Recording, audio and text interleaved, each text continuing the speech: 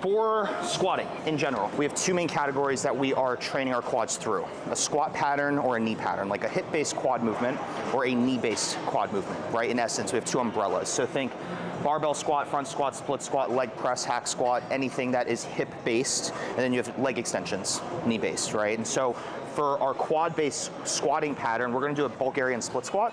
And so when we have your foot on a roller, generally speaking, people just do what's comfortable, right? They just find their foot placement and roll with it.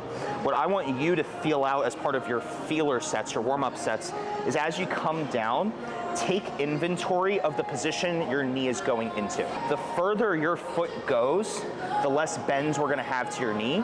That's gonna place more emphasis on your glute. Okay, so if we want glute bias, the foot is further away from the knee, so the knee's not bending as much. If you want quad bias, further under you, bending the knee more. More often than not as well, people will hold weights like this when they do it. That creates a lot of instability. Building muscle, we don't want instability. Stability is the enemy. For athleticism, for wellness, we could say stability is a good thing. But for building muscle, if you had a dumbbell in each hand or a kettlebell, and you're squatting like this, do you think you're gonna fail at your quad first? Or do you think your stability is gonna give out? Your stability, your core, things like that, right? There's other variables at play. So I have you in this setup because what you're gonna do is hold on with the leg, the same arm that the leg is being used.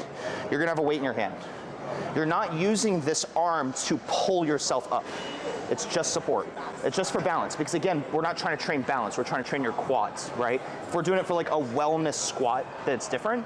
We're doing it for like a muscle building, muscle development, bodybuilding squat. So one hand on here, you're gonna have a weight in your hand once you get a feel for things. Again, thinking foot positioning, whether it's here or here, will give you more glute, more quad. If you come down though, and you feel your heel come up, you don't have the ankle mobility for how close you are, so then you would have to adjust yourself. Yeah. And so that takes some tinkering. It might look different from like me to you, because I'm taller, my legs are longer. Right. It also depends on like your mobility deficits on the individual.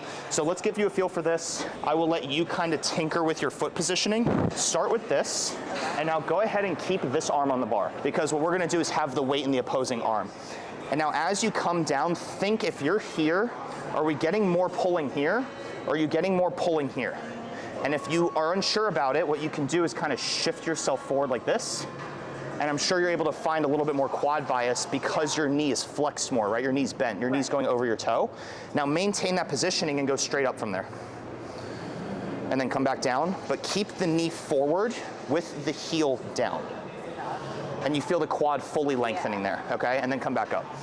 So get a feel for that. Let's get a set of 6 or 8, warm it up, and then we'll switch legs. I'm gonna put a block right here, a yoga block, to standardize your foot placement. Yeah. So that your one foot isn't here and then one foot's up here. Okay. So go ahead and get a feel for that, and then we'll swap legs. So now we're doing the same thing but loaded, right? The first set was a feeler, make sure the parameters, the constraints are good. Same principles though. Arm is there for support, so instability doesn't limit you, right? You're able to train unilaterally without stability being the limiting factor. So we are training unilaterally still. Go ahead and come down and think knee forward, full knee flexion, dorsiflexion, hip flexion, and just control the stretch, and then feel the contraction as you come out of the stretch, right? We're not just standing up, but you're contracting the quad to straighten the knee and to extend the hip. Take your time with that, take your time with that. Nice. 4, keep it going, knee forward, push the knee into my pen, keep the heel down, yup. 5. Keep it going, keep it going. 6, good. Spend another second in the bottom. Squeeze my pen here, think about that. 1, 2, back up. 8, good. All the way down. Nice. 9. Forward, forward with the knee. Beautiful. 10, as the quad gets tired, you're gonna feel yourself not going forward as far, because you're gonna start wanting to recruit your glute, not the goal, right? So even if your body doesn't want to use the quad anymore, keep thinking the parameters we gave you. It's gonna want to look for the path of least resistance to use the hip more. Don't let that happen. Keep your head in it, keep your head in it. It's number 10 or 11? 13, you're ahead of me, good. Keep going, at least one of us is counting. Knee forward, heel down. 14, let's do 20 or 25. One good set here, take your time. Get as much as you can out of it. good. 15.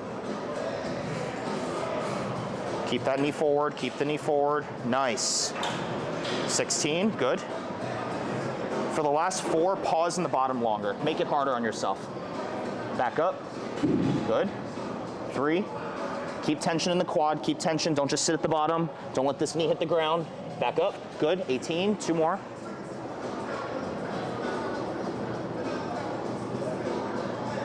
19, last one, and hold the bottom. And again, knee forward, full dorsiflexion, hold it, full dorsiflexion of the ankle, knee flexion and hip flexion, and then contract, come back up. Beautiful, that was good. You could have definitely done a little heavier. A little bit heavier, yeah. Was that hard? Not in particular. It wasn't like the hardest that I've ever done. It was just so like intentional. Mental. Yeah. Very intentional. I couldn't cheat it. Yes, and that's what I'm going for when we do these setups is how intentional are you being? Yeah. And for most people, like general population, they don't have to get that nuanced with it. Like just get comfortable in the squat. Yeah. What do you want? Glutes, quads, and then go from there. But the higher your training age, like the more experienced you are, the more you have to like hit the nail on the head to get progress. Yeah. And so if someone's like fizzling out and how much progress they're making, what can they do? They can add constraints here, be more intentional with what they're biasing, their positioning, things like that.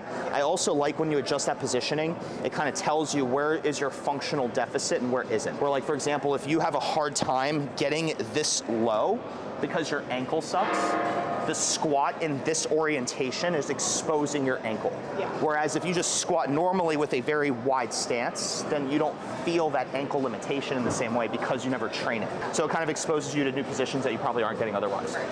Switch sides, switch legs. So when we do a leg extension, like the emphasis is of course there, the lockout, because on the squat, you're never locking your knee out. On the squat, the emphasis is the stretch here. Yeah. So like if we were to cover like both bases, you're getting the lengthened portion of the quad over there, and you're getting the shortened portion of the quad here, and so then all your blind spots are covered. If a client can't manage that deep of knee flexion right here, like they get pain going that far, then you would just start them at 2 or 3. But then in theory, their other training should support building that. Do you see what I mean? And that would be all the other internal training. Knee flexion, exactly, working on all that stuff. So when we're doing this, a couple things to keep in mind. Think a little bit of anterior tilt with the pelvis, okay? Just a smidge, nothing crazy. What I don't want to see is your spine dumping. Always, I want you having dorsiflex ankles the entire time. Go ahead and kick up all the way. And like we discussed, I need to ensure you're actually achieving terminal knee extension. If you are falling short right there, then you are not getting all the juice squeezed out of the set. You found full knee extension, come down slowly, take your time with it, nothing crazy. When we get to the end where fatigue starts setting in, it's gonna change a lot. So go ahead and run with this, keep repping it out, find the full contraction. I think you got a little bit more in the next one. Come all the way up, a little bit more right there. You feel how much deeper intentional that is. That is what I'm trying to get across here. The weight you're using is pretty irrelevant. It's only relevant based on the constraints I'm giving you. And if you don't get full knee extension, then you're actually not reaping the benefit of the leg extensions. So all the way, full extension, a little bit more. There you go. It's 4, keep that going. 5, exactly. And one thing that helps is with your hands, think about pulling your butt down, so you're kind of like counterbalancing yourself. All the way up, all the way up. 7, good. 1 set here, and then we're moving on. Take your time with it. 8. Come back up again. Don't let the hips rotate out. 9, good. Breathe, keep your composure. 10, further, more extension. That, good. 11, good, come on, all the way up, all the way up. I want 15, you got 4, breathe your way through it. Even though fatigue is there, don't let the legs externally rotate. Keep them in line, now kick up. All the way up, all the way up, a little bit more, good. Pull yourself into the machine, 13, good. I don't want to see the butt hiking up, keep the pelvis glued down. Imagine there's a seatbelt on you and it's holding you to the bench. All the way up, 14, you got 20 in you, I lied. Higher, higher, higher. 15, you got 5 like that. Keep it going. A little bit more, a little bit more. 16, you got 4. Watch the hips, watch the hips. Give me more, give me more, give me more, give me more. Good, 17, 3. Pull yourself down more, pull yourself down. Keep the butt glued to the bench. 18, good. 2 more. all the way, higher, higher. 19, good. One more, and you're not done just yet. Hold, up higher, 3, 2, 1, slow on the way down. Now we do something called blitzing it, where you're gonna go a little faster, but maintain the constraints, okay? Big deep breath. Let's get 5 or 6 more. Start pumping them out, but get full knee extension. Okay. Get terminal knee extension the whole way through. 1, all the way out. Lock out the knees. More, 2. Don't jump out of it so quickly. Come back up, come on. 3, good. You got 2 more. Lock out the knee, all the way up. 4, 1 more, and you're gonna hold it and squeeze the hell out of your quads. Last one, hold it, right there. 5, 4, up higher, lock out the knee. 3, 2, 1. Good job. And then let's eject you out of that. You kind of see how much more like deliberate we can be. Yeah. And so when people are like tired, they're kicking, and then they actually stop doing this. They start going to here. And then they start going to here. And then as the set goes on, they're losing the potency of the set, right? The volume is less productive because they're losing the end range. The hardest part of the leg extension is here. Yeah. Now think, what was the hardest part of the squat? Down there. But what do people do? They jump out of the bottom too quick. What do people do here? They don't hit full knee extension. So the blind spots, the points of emphasis, are the hardest portion of the rep, and you're supposed to own those. But what do people do? They don't own them. They jump out of them. And so rather than doing more weight, more sets, more reps, what we're trying to get across is get the most out of what you're currently doing. What points in the rep do you tend to jump out of, even though they're the most valuable? And so people are so focused on how much weight they're lifting that they lose out on the most productive portions of the set, and that's what I'm trying to get across here. Make sense? Yeah. Okay, take a second, we're gonna move on after that. But what I care actually about getting the point across here is when we did the split squat, we talked about reducing stability, or instability, right? Promoting stability, the opposite, so that we can bias your quads. The thing with the hack squat is that because you're on this grid, in theory, if we can get you all the way to depth with the ankle in dorsiflexion, the knee is flexed, the hip is flexed, then this is like the most optimal environment to train your quads in. Yeah. Okay, and then again, the idea is that at the bottom right here is the hardest portion with the most emphasis in the stretch position with the least emphasis up here, yeah. Right? But on the leg extension, it was the opposite. The most emphasis was here, right? And so again, we're just covering blind spots, and this is a good alternative to what we did for the split squat, but also it's not unilateral. Yeah. So like on the split squat, if you have one leg that has a hard time with this positioning, you can expose that. On here, you don't have that option. So let's get you in position, see how it feels, see how it looks. Let's see what your ankle wants to do. Let me see what your first like tendency would be, like your foot position. And if you feel like you have a sticking point, let's talk about it. I actually am not a fan of a ton of like external rotation, yeah. Because then you're gonna start doing this, and then you're gonna start using the glutes, like the outer hips, right? I want you to be more in linear hip flexion so that we can work quad hip flexor. Again, the body looks to the path of least resistance. There's a lot more resistance on your body to be in this orientation than if you're in this orientation. Yeah. It's a lot easier for your femur, your hip, to dump externally, so that when you squat, you drive your knees apart. That's very glute heavy. I want knees forward to make it quads, right. Which makes this machine like that much harder. Like people are like, oh, I can't do much weight on here. It's because you're super mechanically disadvantaged. That's the point, we're trying to train quads here.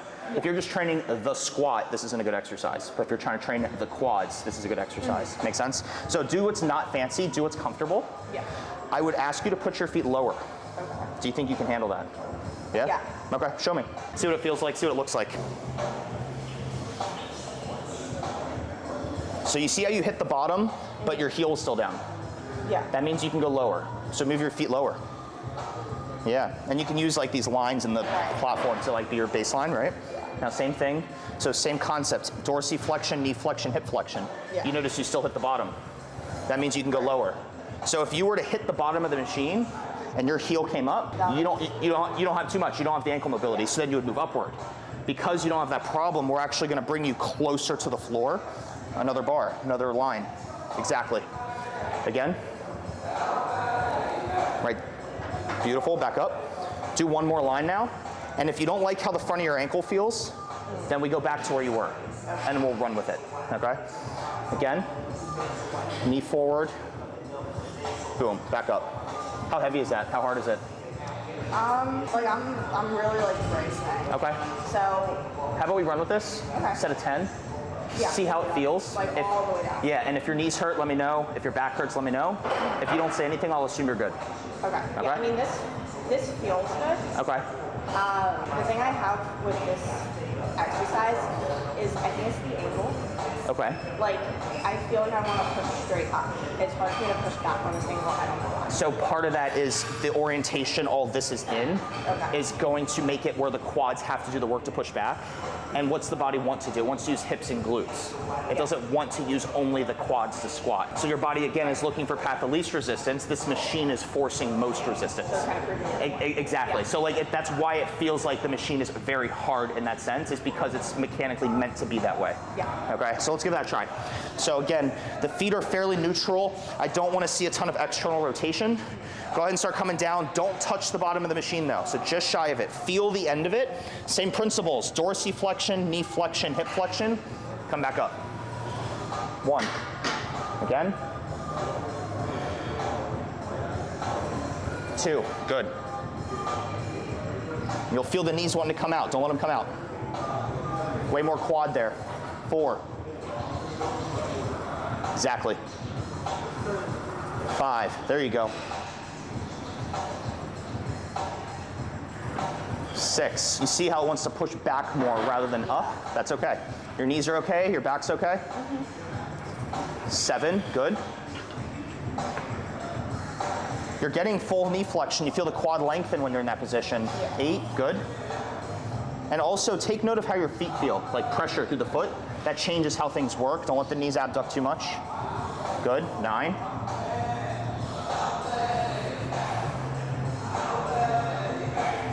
10, 15 or 20. Only set you're doing here.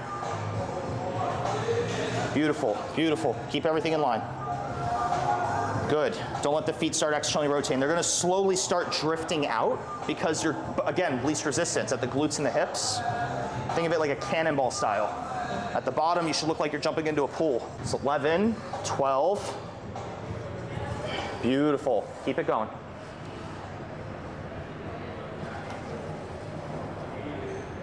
13, you got 7 in you. Make it happen.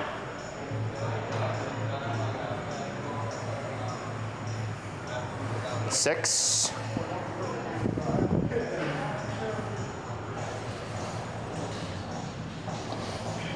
5, nice. Take your time in that bottom. Keep tension there, yep. 4, good. Go a little slower into it. As you come forward, push the knees forward, knees forward, knees forward, knees forward. Good, 3. Knees forward, don't let them abduct. Keep flexion of the hip, right? Not external rotation, abduction. Got 2. Then we're gonna blitz it like you did on the leg extension. Yes. 1 more. Take your time with it. Do a slower negative this time. Knees forward, knees forward, knees forward, knees forward. Take your time. Slowly feel the end of knee flexion, hip flexion. Good, big deep breath. You're gonna blitz it again. I want some like pulsated reps, up and down, good continuous tension, okay? Hit the bottom though, like feel knee flexion. All right, ready? Set, all the way down, back up. 1, back down, 4 more. Take your time with it at the top if you need to. 2, good, back into it. 3, watch the knees. You got 2 more, 2 more, 2 more. You're almost done. 1 more, come on, 1 more. Take your time, don't bullshit it. Again, it's the last one. If you need help, I'll help you up. Come on, beautiful. Kind of make sense? Yeah. And so you have like the freedom to put your foot lower and higher on here, which is very similar to on the squat. You had your foot here and here. And when you have this machine, you have the freedom to get as low as you can, feel where the heel wants to come up, and then you have no stability constraints at all. You're locked in. You're on this grid and you're just pounding away at this. You feel the tendency that you want to be here, the tendency is to kind of do this, to make the glutes do more work. Yeah. Your job is, as the set gets hard, to fight that tendency and keep tension in the path of most resistance, not least resistance. And I think that's the big take-home point of what I'm trying to get across here. Make sense? So when we started, I mentioned that when we train quads, you're either doing it through the hip or through the knee. Through the hip is any squat pattern, right? Leg press, split squat, hack squat, barbell squat, you name it, lunges. Through the knee is the leg extension. On paper, only have one option to train your quad through the knee, right? And it's the leg extension in the shortened position. But you can also train the knee in the lengthened position. So the reverse Nordic curl is the knee focused quad exercise, but at stretch, not at short. So we have a couple options. It's very progressible and regressible in the sense of if it's too hard for you with body weight, you can hold a band and lean back all the way into full knee flexion. And I would come back up. So it's helping you on the eccentric. But for setup wise, what I'm thinking is you're gonna be in hip extension, glutes are tight. And as you come back, we feel the quads lengthening. If you have a hard time coming back up, you have some options with it. Like I said, you have the bands, but the other option is to just do the negative. Feel the end of the stretch, dump out of it, reset. I don't really care what you do. How about you try it with the band first? Okay. Feel what the pattern feels like if you're not familiar with it. If you get pain doing this, then you have a knee flexion intolerance, right? Like you just can't bend your knee that well, and then there'd be a whole nother rabbit hole to get into. If you get pain on this, we'll talk about it separately, but we're just going over the principles of the exercise for you. So generally we look for the ankles to be like this. Some people would say this feels better, but we opt for this. So once you're thinking hip extension, you're squeezing your butt forward. Once you feel the glutes contracting, start leaning backwards, but do not lose the extension in your hip. So the whole time this is at length, the glutes are pushing the pelvis forward, and we should be feeling the quad lengthen to bend your knee and try to get further back. And if you run out of range or you get knee pain, then you just work where you can work. And then when you're done at the end range, keep the glutes contracted, feel your quads as you come up and straighten your knee. If you want to get a feel for that, 5 or so reps. So what I noticed is my knees went apart as I went down. They want to like externally rotate abduct. Yeah, like they want to pull apart. Started closer. So for right now, I'm okay you doing that to feel it out. Over time, we would be looking for like better alignment rather than this alignment. You'd be more here, but it's your first time doing it, so I'd say just get a good feel for it. Feel what I'm trying to get across to you, and then we can kind of fine tune it from there. Yeah, nice. So whole time, hips extended, beautiful, ribs down too. Don't extend at the spine too much. So tighten the stomach, glutes are tight, right? Both at the same time. We feel all this stuff pulling, and then go ahead and come back up. Because often you'll see people doing this with their butt, but then they're also doing this with their spine. Yeah, they're extending. Exactly. So think hip extension, not spine extension, right? Keep the ribs down, core tight. Nice. Nice. You feel the quad lengthening, feel the stretch.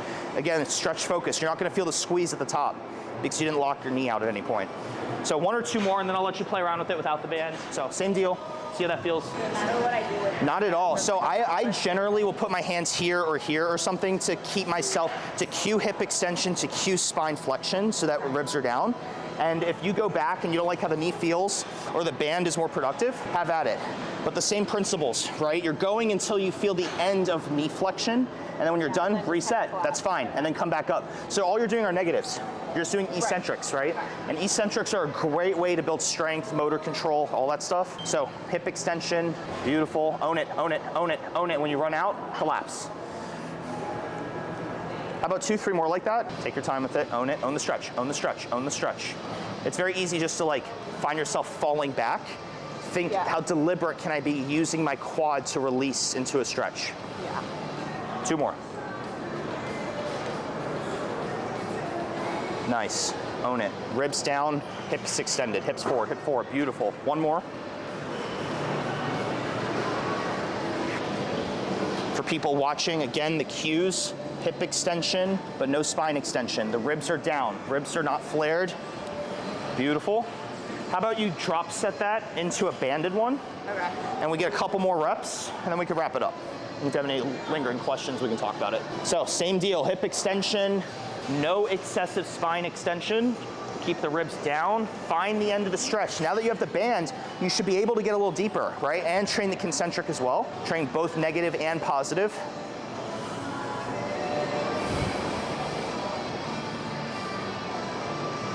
Nice, own it, own the stretch, own the stretch. Don't lose the hip, don't lose the spine.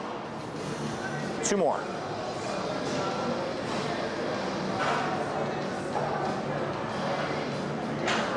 Nice.